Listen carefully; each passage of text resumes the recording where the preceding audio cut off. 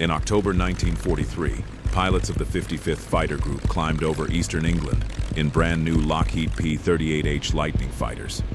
Outside the canopy, the temperature was below -40 degrees. Inside the cockpit, one pilot reported sweat on his right shoulder and ice on his left boot. This was not combat damage. It happened before enemy contact.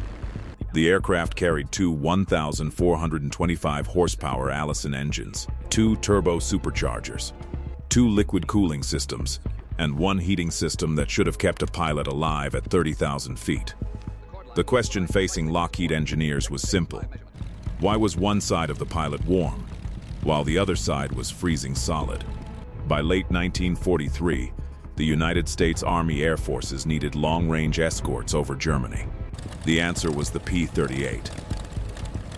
Twin-boom design, wingspan, 52 feet, combat radius, over 400 miles with drop tanks. Top speed, 414 miles per hour. No American fighter could escort bombers farther. The first P-38H aircraft reached RAF Newhampstead in England in October 1943. They were assigned to the 55th Fighter Group. At altitude, the Allison V-1710 engines drove General Electric turbo superchargers. Compressed air passed through wing intercoolers before entering the carburetors.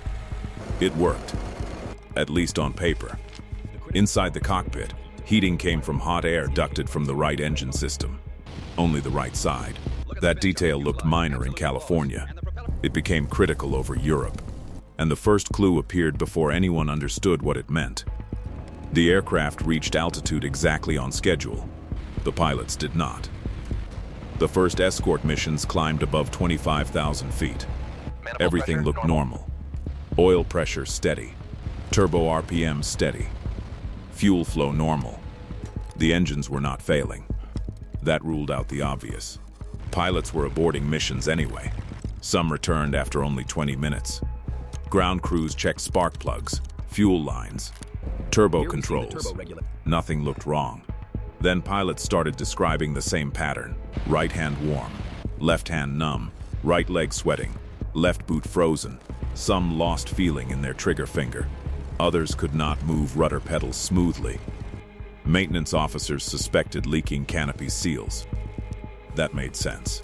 Cold air at 300 miles per hour could freeze anything. So crews replaced rubber seals. They adjusted windows. They tested pressure fittings. The next mission launched. Abort rates stayed the same. That meant the cold was coming from inside the aircraft. Lockheed engineers requested flight reports. Pilots from the 55th Group kept writing the same words. Feet frozen. Left side numb. Heat ineffective. The heater was working. Temperature probes confirmed hot airflow. The heat was reaching only half the cockpit. The duct entered from the right sidewall. By the time hot air crossed the cockpit, outside leakage had already cooled the left side. At 30,000 feet, that difference became severe. Commanders believed thicker flight gear would solve it. That decision made sense. It did not solve anything, because the next problem had nothing to do with temperature. By November 1943, crews issued heavier gloves, electrically heated boots, extra insulated suits. Abort numbers dropped. For a while, pilots believed the problem was under control. Bombers crossed the channel. Escorts formed up. Radio traffic stayed calm. Then one maintenance officer noticed something strange. The frost was not only on the pilot, it was on the instruments, and that meant the cockpit itself was freezing. Altitude, 32,000 feet. Outside air, -45. Formation entering Germany. One pilot loses left pedal field. Another cannot clear canopy frost. One aborts. Two abort. Five abort. No enemy contact. No bullet holes. No smoke.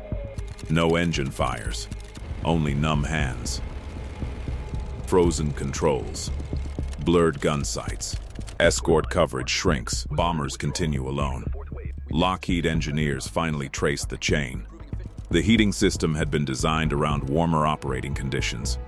California testing. Lower altitude profiles. Pacific assumptions.